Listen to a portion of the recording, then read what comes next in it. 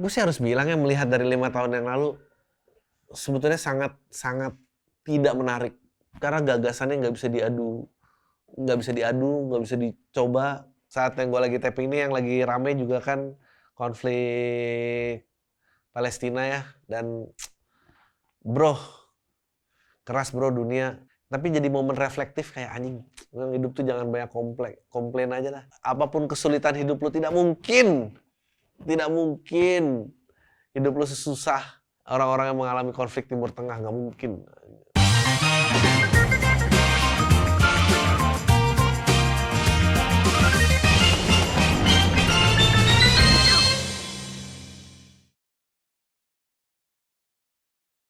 Lu semua lagi dengerin podcast Soal Minggu bareng gue Adriano Kalbi. Dan ya ampun, gue nggak tahu ini akan tayang setelah kayak 2 minggu kali setelah pendaftaran Cawapres. Kita lagi take pas lagi finalisasi Cawapres. Itu gue lihat kemarin ada yang nge-storyin atau apa gitu di depan KPU. 112 hari lagi menuju KPU. Ya ampun.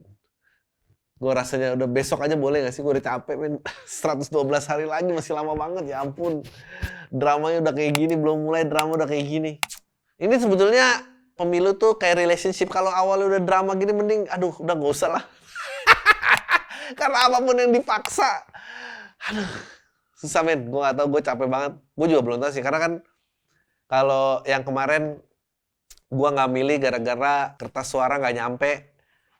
Dan tidak mau bertengkar sama bapak-bapak komplek di TPS-TPS lokal yang waduh. Jadi semoganya nyampe. Kalau nyampe mungkin gue milih putaran 1. Anjing, kita semua tahu. Garing. Dan apalagi ya, saat yang gue lagi taping ini yang lagi rame juga kan konflik Palestina ya. Dan bro, keras bro dunia. Lu kayak gitu tuh gue tahu nolong ya pasti jauh lah, dan tapi jadi momen reflektif kayak anjing, hidup tuh jangan banyak komplain aja lah. Banyak loh orang yang berjuang hidupnya kayak begitu. Kita, apapun kesulitan hidup lu, tidak mungkin hidup lu sesusah orang-orang yang mengalami konflik Timur Tengah, nggak mungkin. Tapi gue harus berterima kasih sih dengan TikTok, karena TikTok itu sentralisasi Cina. Untuk pertama kalinya lu punya berita yang berlawanan dari narasi barat gitu. Dan itu jadi kayaknya gue harus bilang orang-orang barat jadi aware konflik Timur Tengah juga gara-gara TikTok sih.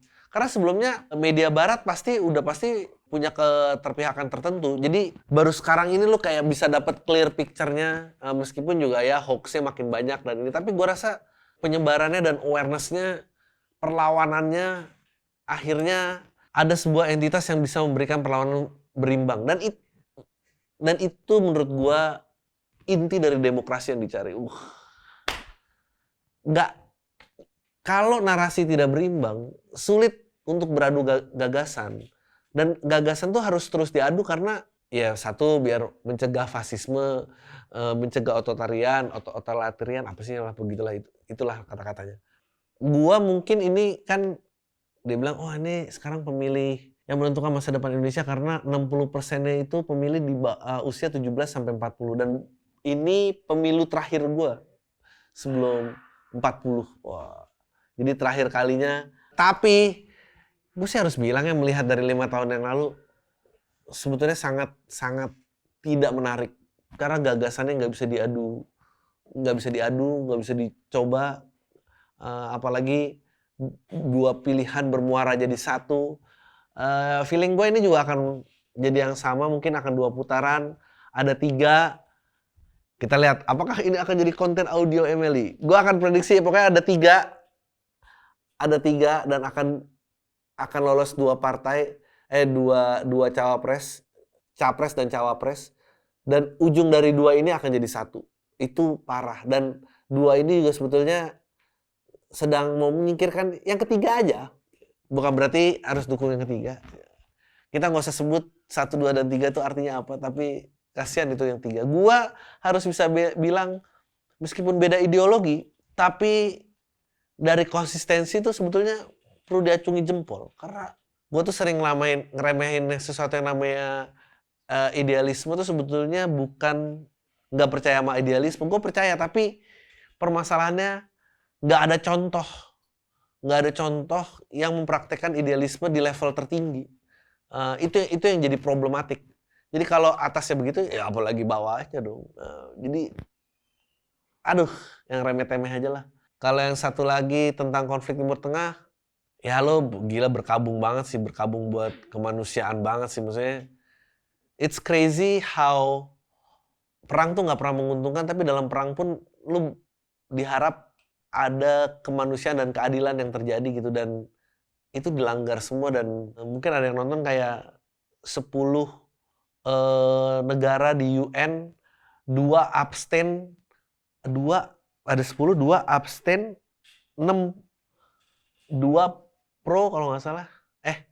Apa pokoknya ada 7 pro, 1 setuju against, 1 apa namanya? Pokoknya di veto. Anjing, ada hak veto anjir, gimana? Apa gunanya dong voting kalau ada veto anjir? Tapi kan itu kan katanya nggak terjadi di MK ya, veto. Waduh. Gokil, gokil, gokil, gokil. Semua dialihkan oleh kasus Mirna ya. Ya ampun. Katanya mau dibuka lagi. Katanya ada PK lagi.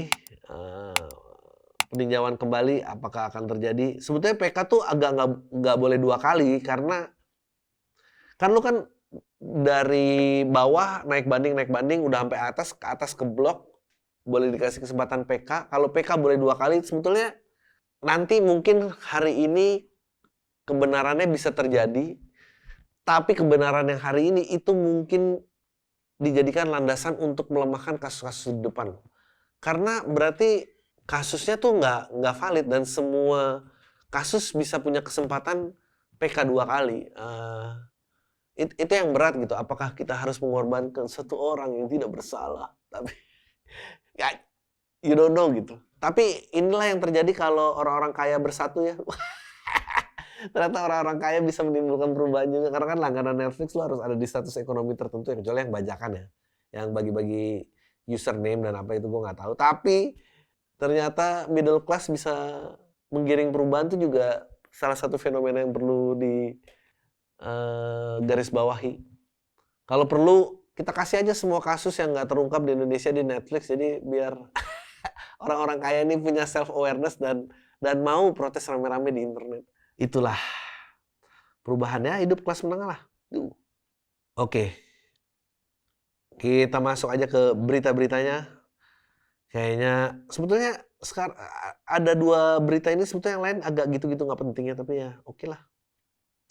Kita lihat aja apakah ada yang bagus-bagus. Dan sebetulnya gue harus juga bilang sih, kayak Gen Z, kalau semua orang naik-naikin generasi, gue sih enggak ya. Karena menurut gue kalian lah, gue percaya benar-benar lu sebagai pilar perubahan. Lu sadar gak sih kasus yang dimotori orang gila itu berapa banyak sekarang? Yang tiba-tiba nusuk orang lah, ngegorok orang di leher, guru digorok. Berapa banyak kasus penggorokan dari orang yang mentalnya tidak stabil. Bro, kalau bukan mental health itu adalah gawat darurat, itu mau apa lagi anjir. Kemarin ada tuh perawat lagi di rumah sakit, orang udah masuk rumah sakit bawa pisau mau ditusuk, gokil. Banyak bro sekarang orang gila.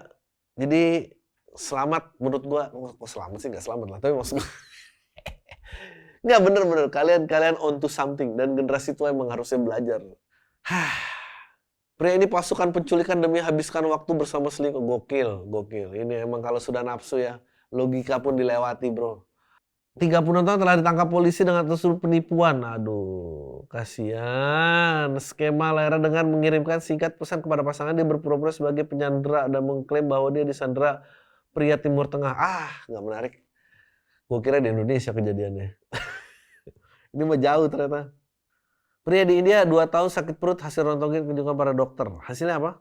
Kondisi kesehatan mental di mana penderitanya secara kompulsif menelan barang-barang yang bukan makanan. Gokil. Ada penyakit mental kayak begini lagi. Gokil.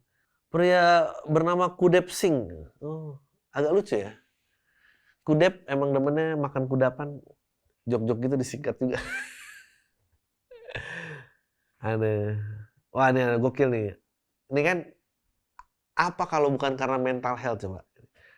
Ibu ini namanya bayinya aturan sabu-sabu. Nah, gokil. Aturan sabu-sabu yang ini kan tidak boleh ke toilet, makan hanya boleh 2 jam.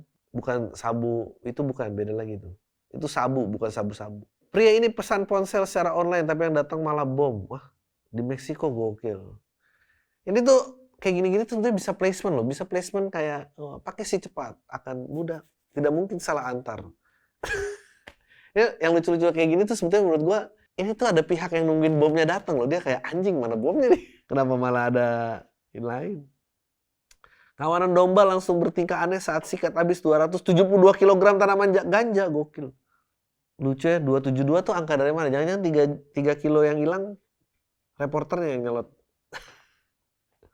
Ya pasti aneh lah bro. Namanya juga ganja. Oh, pasangan kekasih kecelakaan usai ikuti tren bucin nih. Ya ampun. Ini yang megang-megang tangan dalam jaket ya. Awalnya ingin menunjukkan momen romantis dan ikuti tren bucin yang sedang viral. Di dalam videonya tampak pasangan sedang mencoba mengabadikan tren bucin dengan menggenggam tangan satu sama lain saat boncengan di sepeda motor. Oh, temen gua ada nih nganterin cewek pulang disangka suka handphone ketinggalan di dalam jaket, ditelepon ternyata telepon sama temennya, bang ojek tolong balik dong. Iya kasihan, keren suka ternyata disangka tukang ojek. sedih. Kirain dia lagi dalam diajak ikut main tren bucin nih di dalam kardigan tangannya masuk. Handphone ditinggal ujungnya ternyata Pak Ojol tolong putar baliknya belum jauh kan anjing. Diduga terobos Transjakarta lewat, pemilik mobil Mini Cooper terima ganti-ganti. Oke lah. Pria ogah bayar belajar minimarket malah nunjukin kartu ormas, gokil.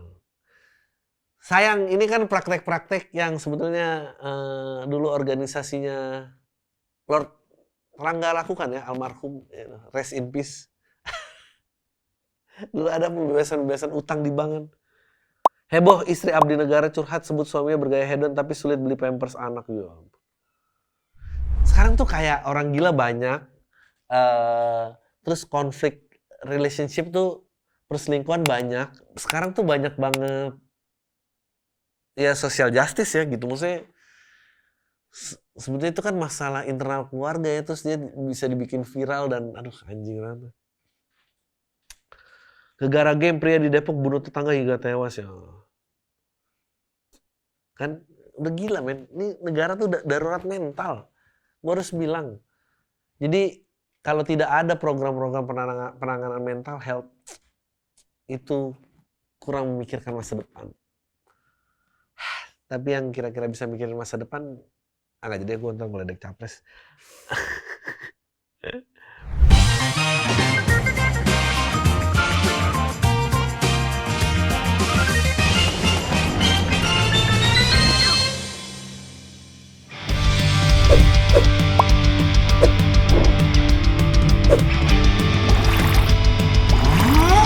Jadi Anda tidak setuju. Sebenarnya kita butuh pembuktian. Wah, ada kandidat yang tepat nih.